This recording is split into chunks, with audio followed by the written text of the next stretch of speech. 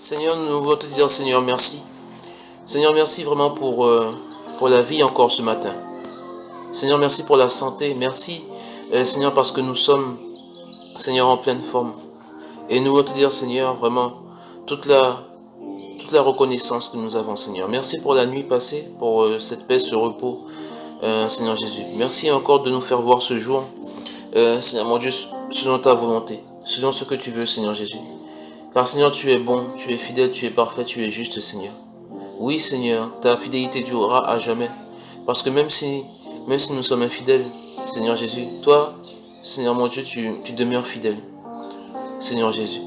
Et tu es vraiment un exemple pour nous, Seigneur Jésus. Vraiment merci. Merci encore pour tout, Seigneur. Que ton nom soit loué, que ton nom soit élevé.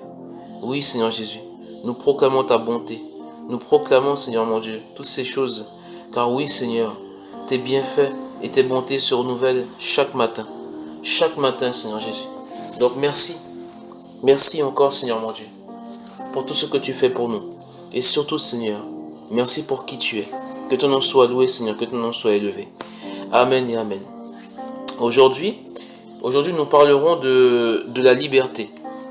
De la liberté et de qu'est-ce que c'est la liberté aux yeux de la Bible. Enfin, aux yeux de la Bible, à la lumière de la parole de Dieu. Amen. On sait tous que nous vivons dans un pays libre. Dans un pays libre. Et il y a la liberté. Donc la liberté selon le monde et la liberté selon la parole de Dieu. Amen. Ce sont deux choses qui sont différentes. Ce sont deux choses qui sont différentes. La liberté selon le monde et la liberté selon la parole de Dieu. Amen. Donc, si on prenait la définition de la liberté, d'accord, ça serait tout simplement, c'est une façon simple, d'accord, une façon simple, une façon sans contrainte, sans obligation de s'exprimer. D'accord, c'est une capacité à s'exprimer, à penser, à agir sans contrainte. Sans contrainte, sans que personne nous oblige. D'accord, c'est vraiment la possibilité d'action ou de mouvement. D'accord, sans obstacle. D'accord, ça c'est la définition du dictionnaire. Hein? Et donc, mais c'est quoi la liberté en fait dans la Bible? Qu'est-ce que c'est que la liberté? C'est une bonne question. Hein? C'est une bonne question. Qu'est-ce que c'est que la liberté? Où est-ce qu'on peut trouver la liberté? Comment peut-on être libre? La question qu'on se pose ce matin, c'est qu'est-ce qui te tient? Qu'est-ce qui nous tient? Qu'est-ce qui nous empêche d'être réellement libres aussi? Qu'est-ce qui nous empêche d'être réellement libres? Amen. C'est ça la question. On va prendre quelques versets. On va prendre quelques versets en fait pour essayer de comprendre. Amen. Donc j'espère que vous avez vos Bibles avec vous. On va tout d'abord aller dans... Alors, quelle version on va prendre? Quelle version on va prendre? Nous allons aller dans Jean 8. Jean 8, verset 32. Dans Jean 8, verset 32. Qu'est-ce qui est écrit dans Jean 8, verset 32? Il est écrit: vous connaîtrez la vérité et la vérité vous affranchira. Amen. Vous connaîtrez la vérité et la vérité vous affranchira. Mais quelle vérité? Quelle vérité? Où est-ce qu'on peut trouver cette vérité? Eh bien, on ne peut pas la trouver plus loin que dans la parole de Dieu. Que dans la parole de Dieu. Amen. Dans la parole de Dieu. La vérité se trouve dans la parole de Dieu. Et Jésus est la parole de Dieu. On le voit dans Jean 1. Dans Jean 1, chapitre 1. Amen. Dans Jean chapitre 1. Jésus est la parole de Dieu. Donc Jésus est la vérité. Et Jésus est venu nous libérer. Amen. Prions maintenant. Prions que le Seigneur nous donne l'amour de sa parole. L'amour de sa parole. Parce que trop souvent, on a du mal à lire la Bible. On a du mal à lire un verset. C'est vrai que ce n'est pas facile. Ce n'est pas facile à comprendre. Amen. Mais il n'y a que l'Esprit de Dieu qui peut nous aider à comprendre. Quitte à relire le passage plusieurs fois, quitte à relire le passage un autre jour, le Saint-Esprit nous aide à comprendre le passage. Mais pour être réellement libre, on a besoin de la parole de Dieu. Prions que le Seigneur nous donne l'amour de sa parole. L'amour de sa parole. Amen, prions ensemble. Seigneur, tu connais nos vies, tu connais nos cœurs. Et Seigneur, vraiment, nous te demandons qu'une seule chose, Seigneur, c'est de nous donner l'amour de ta parole. Car tu as dit, Seigneur Jésus, que on connaîtra la vérité. Et la vérité nous affranchira, Seigneur. Et cette vérité n'est nulle part d'autre que dans ta parole, Seigneur. Cette vérité est dans ta parole. Cette vérité est vraiment ce qui sort de ta bouche éternelle.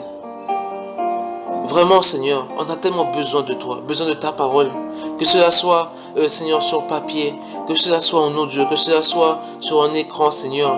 Vraiment, que cette parole s'imprègne en nous, que cette parole vienne agir dans nos cœurs, dans nos vies, Seigneur, et nous libérer, Seigneur, de ce qui nous tient, nous libérer de ce monde, nous libérer vraiment de l'esclavagisme, de nous libérer, Seigneur Jésus, de tout ce qui nous tient captifs, Seigneur Jésus. Donne-nous l'amour de ta parole, donne-nous d'aimer ta parole, donne-nous de chérir ta parole, de chérir ta parole. Vraiment, Seigneur, de respecter ta parole, Seigneur Jésus.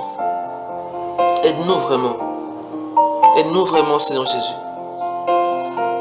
Que jour après jour, Seigneur Jésus, que l'amour de la parole puisse grandir en nous. Grandir en nous. Merci encore pour tout, Seigneur. Amen et Amen. Dans Psaume 119, verset 11, dans Psaume 119, verset 11, il est écrit « Je serre ta parole dans mon cœur, afin de ne pas pécher contre toi. » Je serre ta parole dans mon cœur, afin de ne pas pécher contre toi. Ça rejoint la prière, vraiment, que nous venons de faire. Parce que la parole, quand elle est serrée contre notre cœur, quand vraiment elle est plaquée contre notre cœur, quand elle pénètre à l'intérieur de notre cœur, alors cela nous empêche de pécher. Nous empêche de pécher. Alors pourquoi on dit ça? Pourquoi on dit ça? Parce qu'en fait, on peut être chrétien ou on peut débuter dans la foi, mais cela ne nous empêche pas, en fait, de retourner dans la servitude du monde. Amen. Et c'est vraiment quelque chose de très important. Pourquoi? Allons dans Galates 5, verset 1. Dans Galates 5, verset 1. Qu'est-ce qu'il est écrit? Dans Galates 5, verset 1, il est écrit « C'est pour la liberté que Christ nous a affranchis. Demeurez donc fermes et ne vous laissez pas mettre de nouveau sous le joug de la servitude. » C'est pour la liberté que le Seigneur nous a affranchis, qui nous a vraiment libérés. Christ nous a libérés. Le jour où tu donnes ta vie à Christ, je ne sais pas si tu es nouveau converti ou si tu es converti depuis des années ou depuis quelque temps, ou si tu entends cela pour la première fois. Mais Christ est mort pour nous rendre libres. Libres vraiment de tout ce qui nous retient. Libres de tout ce qui nous retient. Libres vraiment de nos luttes, de nos combats. Libres des esprits méchants.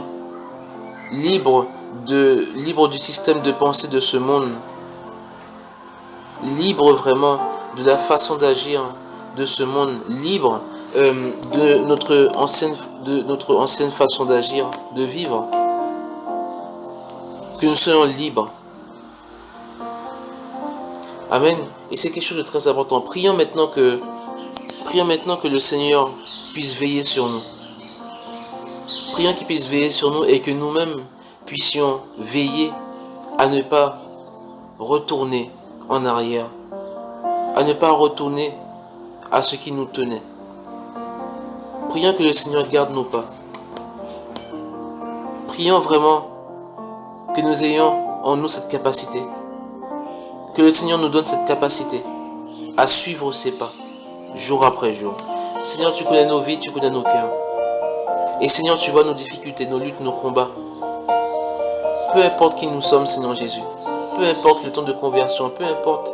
Même si, Seigneur, nous venons à toi pour la première fois. Seigneur, tu connais nos cœurs. Tu connais nos passés, nos présents. Et tu connais aussi notre avenir, Seigneur Jésus. Nous te demandons, Seigneur Jésus, vraiment de veiller sur nous. Veille sur nos pas. Veille sur nous, Seigneur. Que ta main vraiment se pose sur nous. Sois pour nous, Seigneur, un rocher sur lequel on peut s'accrocher. Sois pour nous, Seigneur Jésus, ce point d'ancrage, Seigneur Jésus, sur lequel on peut se poser, sur lequel on peut s'appuyer, Seigneur Jésus, car on a tellement besoin de toi. Seigneur, tu es indispensable.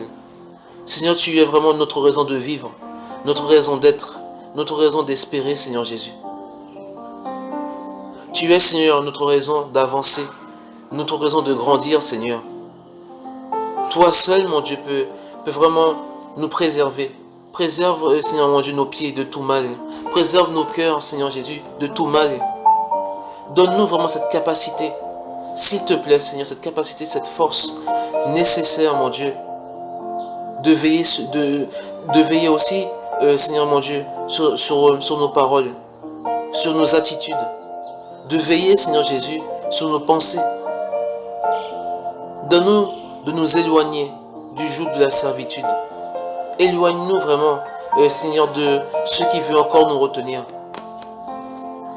Car, Seigneur, c'est pour la liberté que tu nous as affranchis. Et tu ne veux pas, Seigneur mon Dieu, que l'on retourne sous un joug étranger.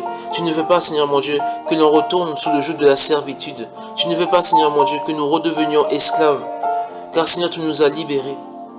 Nous sommes libres, Seigneur Jésus. S'il te plaît, Seigneur, veille sur nous. Agis en nous, dans nos cœurs, Seigneur Jésus. Tu nous as libérés, Seigneur, de nos vaines manières de penser. Et tu nous fais grandir en toi, Seigneur. S'il te plaît, Seigneur Jésus. S'il te plaît, Seigneur. Merci pour ta grâce. Merci encore, Seigneur. Donne-nous vraiment de serrer ta parole contre nos cœurs.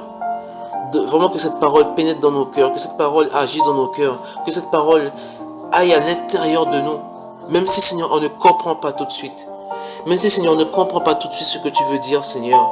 Mais nourris-nous de ta parole. Nourris-nous de cette parole. Que vraiment, Seigneur, que notre âme soit nourrie. Que nos pensées soient nourries. Que nos cœurs soient nourris, Seigneur. Que l'homme intérieur se nourrisse de cette parole. Seigneur Jésus. Et que cette parole nous transforme nos cœurs. Transforme nos vies, Seigneur Jésus. Afin, Seigneur, que nous puissions marcher de manière droite et claire devant ta face. S'il te plaît, Seigneur. S'il te plaît, Seigneur. Merci encore pour tout. Que ton nom soit loué, Seigneur. Amen. Amen et Amen. Vraiment, et le Seigneur est bon. Le Seigneur est bon. Dans 2 Corinthiens 3, verset 17. Dans 2 Corinthiens 3, verset 17, qu'est-ce qu'il est écrit? Il est écrit, or, le Seigneur, c'est l'Esprit. Et là où est l'Esprit du Seigneur, là est la liberté. Amen, on va répéter. Dans 2 Corinthiens 3, verset 17, il est écrit, or, le Seigneur, c'est l'Esprit. Et là où est l'Esprit du Seigneur, là est la liberté. Là est la liberté. C'est vraiment un passage que j'aime beaucoup. Pourquoi? Parce que l'Esprit Saint, je crois que l'Esprit Saint, l'Esprit du Seigneur, vraiment, est un gage aussi de liberté. Avoir l'Esprit de Dieu en nous, je le crois, est un gage de liberté. Alors on peut dire, oui, mais j'ai encore des luttes, des combats, etc. Attention. les luttes et les combats sont une chose. D'accord? Parce que, voilà, les luttes et les combats, c'est contre la chair, contre le vieil homme, contre... Voilà. D'accord? Mais quelqu'un qui est tenu, c'est différent. Quelqu'un qui est tenu, qui n'est pas libre, c'est différent. Cela ne veut pas dire que la personne qui est tenue n'a pas l'Esprit de Dieu en lui. Attention, je n'ai pas dit ça non plus. Je n'ai pas dit ça non plus. Mais simplement que depuis le jour où on a dit oui au Seigneur, depuis le jour où il est devenu notre Seigneur et notre Sauveur, depuis le jour où dans nos cœurs on a reçu Jésus, qu'on a accepté Jésus, depuis le jour où il nous a emmenés vraiment à la repentance, depuis le jour où le Seigneur est venu toucher nos cœurs, nous avons reçu l'Esprit de Dieu. On a reçu l'Esprit de Dieu. Amen. Donc, ne soyons pas inquiets. Ne soyons pas inquiets, pourquoi? Parce que dans notre vie, dans notre vie, il y aura toujours des luttes et des combats. Il y en aura. Mais le jour où le Seigneur reviendra, qu'on ira dans son royaume, il n'y aura plus de ça. Il n'y aura plus de ça. Il n'y aura plus de ça. Amen. Donc on va prendre un autre passage qui se situe dans Jean 1 verset 12. Dans Jean 1 verset 12, qu'est-ce qu'il est écrit? On va aller jusqu'au verset 13. Voilà, dans Jean 1 verset 12 à 13. Qu'est-ce qu'il est écrit? Il est écrit: mais à tous ceux qui l'ont reçu, à ceux qui croient en son nom, elle a donné le pouvoir de devenir enfants de Dieu, lesquels sont nés, non du sang, ni de la volonté de la chair, ni de la volonté de l'homme, mais de Dieu. Depuis le jour où tu as reçu le Seigneur, que je l'ai accepté, tu es devenu enfant de Dieu. Donc, tu as reçu le Saint-Esprit. Amen. Tu as reçu le Saint-Esprit. Donc, maintenant, on va prier ensemble. Prier par rapport à nos luttes, à nos combats. Par rapport à nos luttes et à nos combats. De dire, de proclamer que nous sommes enfants de Dieu. Nous sommes enfants de Dieu et nous sommes vainqueurs. Nous sommes vainqueurs. Nous sommes vainqueurs. Amen. Nous sommes vainqueurs. Nous sommes plus que vainqueurs. Nous sommes plus que vainqueurs. Prenons pour preuve justement le passage de Romains 8. D'accord, de Romains 8, versets 37 à 39. Et après ça, on va prier. Pour que l'on puisse comprendre que nous sommes plus que vainqueurs. Parce qu'on peut perdre une bataille, mais pas la guerre. Pas la guerre. Nous-mêmes, parce que le Seigneur n'a jamais connu la défaite. L'Éternel ne sait pas ce que c'est la défaite. Mais nous-mêmes, on peut chuter, on peut tomber, ok. Mais que le Seigneur nous aide à nous relever. À nous relever. Jusqu'à ce que, nous serons vainqueurs et plus que vainqueurs. Dans Romains 8, versets 37 à 39, il est écrit: mais dans toutes ces choses, nous sommes plus que vainqueurs par celui qui nous a aimés. Amen. Dans Romains 8, verset 37, il est écrit: mais dans toutes ces choses, les choses qui sont citées plus haut, d'accord, parce qu'on pourra lire ça à la maison, Romains 8, mais dans toutes ces choses, nous sommes plus que vainqueurs par celui qui nous a aimés. Qu'est-ce qui pourra nous séparer de l'amour de Christ? Absolument rien. Rien du tout. On va prier que le Seigneur puisse nous convaincre de son amour, d'une chose, mais aussi de nous aider dans nos luttes et dans nos combats, dans nos difficultés, dans ce qui nous tient. Amen, afin que l'on soit vainqueur. Parce que lui justement, lui il est vainqueur. Amen, on va prier ensemble. Seigneur, tu connais nos vies, nos cœurs, nos luttes et nos combats. Seigneur, tu sais ce qui nous tient. Tu sais, Seigneur mon Dieu, les difficultés que l'on peut avoir, toutes les chutes que l'on a eues. Seigneur Jésus. Et Seigneur, tu as vaincu à la croix. Seigneur, tu es le vainqueur. Tu es le vainqueur, celui qui a vaincu sur le monde des ténèbres, celui qui a vaincu sur notre ennemi. celui qui a vaincu les forces vraiment du mal. Et Seigneur, nous te demandons vraiment de nous convaincre de ton amour. Car Seigneur, on a tellement besoin de ton amour. Viens nous convaincre pleinement que tu nous aimes. Que tu nous aimes, que tu ne nous as pas abandonnés, Seigneur Jésus. Voilà, Seigneur, que tu ne nous as pas abandonnés. Viens nous convaincre de cet amour divin, de cet amour profond, cet amour, Seigneur Jésus, vraiment, qui vient toucher, Seigneur mon Dieu, nos cœurs, qui vient guérir nos cœurs. Cet amour qui vient détruire la culpabilité. Cet amour, mon Dieu, qui vient anéantir, Seigneur mon Dieu, toute forme de honte. Car Seigneur, tu nous connais. Tu nous connais. Nous convaincre de cet amour, mon Dieu, profond, plus grand que l'univers tout entier.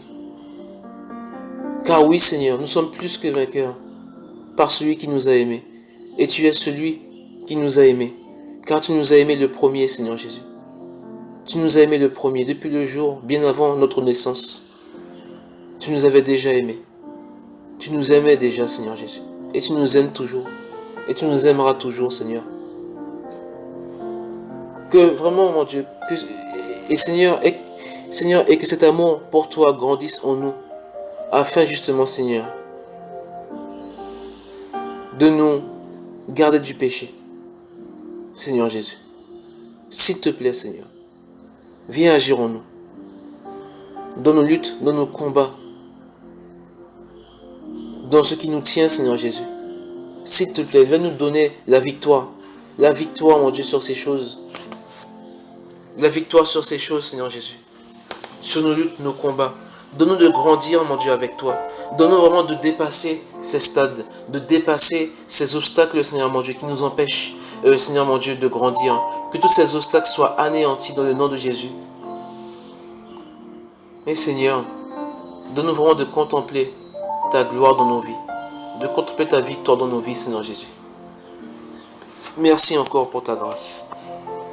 Que ton nom soit loué, Seigneur, que ton nom soit élevé. Oui, Seigneur Jésus, tu es bon. Oui, tu es bon. Tu es bon, Seigneur. Shokalababa, shekelebele, shekelebele so. Sokelebele, shakalababa, shokelebele se. Sinkelebele, shakalababa, shokelebele so. Shokelebele, baba, shokelebele se. Si tu as des choses à confier au Seigneur par rapport à tes péchés, confie-les au Seigneur. Confie-les au Seigneur Jésus. Son oreille n'est pas trop dure pour entendre. Son bras n'est pas trop court pour agir. Amen. Ça, c'est la vérité.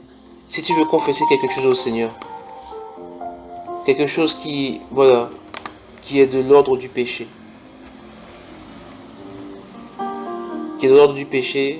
quelque chose, tu sais que le Seigneur n'aime pas ou il n'a pas aimé. Confie-le au Seigneur Jésus. N'aie pas peur. N'aie pas peur, n'aie pas honte. N'aie pas peur, n'aie pas honte. Parce que si tu lis dans les évangiles de Jean, Jésus a relevé une femme adultère, une femme prostituée. Il ne l'a pas jugée, il ne l'a pas accusée. Dans Ésaïe 59, verset 1, il est écrit « Non, la main de l'Éternel n'est pas trop courte pour sauver. Son oreille trop dure pour entendre. La main de l'Éternel n'est pas trop courte pour sauver, ni son oreille trop dure pour entendre. » Amen. Donc n'aie pas honte. N'aie pas peur de confier au Seigneur ce qui te tient. Dans Jean 8, verset 1 à 11, tu pourras lire ce chapitre tout à l'heure ou quand tu auras un peu de temps. Dans Jean 8, verset 1, cela parle de la femme adultère. La femme adultère en face de Jésus.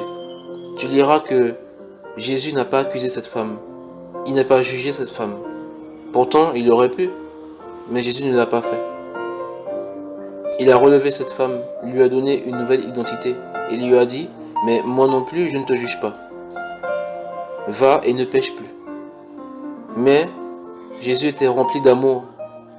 Jésus était rempli d'amour, de compassion, de miséricorde et de paix. Ça, c'est Jésus, rempli d'amour, de compassion, de miséricorde et de paix. Notre Seigneur Jésus. Amen. Ressens vraiment la présence de Dieu. Ressens la présence de notre Seigneur. N'hésite pas à lui confier toutes ces choses. Tu peux lui confier tout ce que tu penses, tout ce qui peut te traverser les pensées. Peu importe. Confie-les au Seigneur. Confie-les au Seigneur. Amen. C'est pour la liberté qui nous a affranchis. Restons libres. Restons libres. On va prier. Prier ensemble afin que nous puissions demeurer libres. Demeurer libres. Demeurer libres. Seigneur, tu nous connais. Et Seigneur, c'est vrai que nous avons vu plusieurs passages par rapport à la liberté. Et Seigneur, la vraie liberté, Seigneur, est quand tu es à l'intérieur de nous. Car là où est l'Esprit du Seigneur, là est la liberté. Que ton Esprit puisse régner en nous, afin, Seigneur mon Dieu, que nous puissions demeurer libres, jusqu'à ce que tu reviennes, Seigneur Jésus. Donne-nous vraiment Seigneur, de te chercher, de te chercher jour après jour, pour qui tu es, d'aimer ta parole, de chérir ta parole. Donne-nous vraiment d'être accrochés à toi, que tu puisses vraiment, Seigneur Jésus, même si Seigneur, des luttes et des combats apparaissent de nouveau, même si ces choses apparaissent de nouveau, Seigneur Jésus, donne-nous vraiment de tenir ferme. De tenir ferme face aux tentations. Face aux pièges que le diable peut nous tendre. Vraiment, Seigneur, relève-nous par la main. Car Seigneur, tu as dit dans Proverbe 24, verset 16, car 7 fois le juste tombe et il se relève. 7 fois le juste tombe et il se relève. Et tu es celui qui nous relève. Tu es celui qui nous relève. Tu dis encore, Seigneur, dans Psaume 34, verset 19, le malheur atteint souvent le juste, mais l'Éternel l'en délivre toujours. Tu es celui qui nous délivre. Tu es celui qui nous libère. Tu es celui qui nous prend par la main.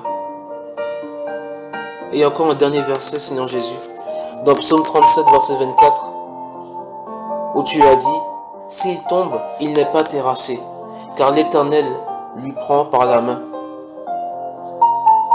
Merci encore, Seigneur. Merci, Seigneur Jésus, d'être là, d'être présent, Seigneur Jésus. Jour après jour, Seigneur. Jour après jour.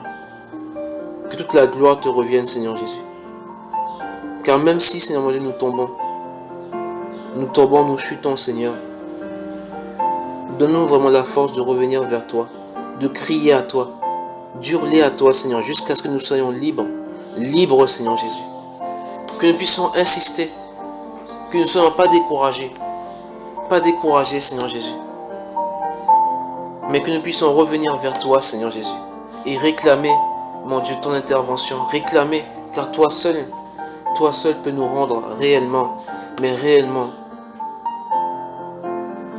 libres. Accorde-nous, Seigneur mon Dieu, cette paix, Seigneur, qui surpasse toute intelligence et qui gardera nos cœurs et nos pensées en toi, Seigneur Jésus. Accorde-nous la paix. Si nous sommes fatigués, chargés, accablés par les choses de la vie, accorde-nous ta paix, Seigneur Jésus. Car ta paix, Seigneur mon Dieu, nous aidera à supporter et à être vainqueurs, Seigneur. plus que vainqueurs et surtout libres, Seigneur Jésus. Merci encore pour ta grâce. Que ton nom soit loué, Seigneur, que ton nom soit élevé.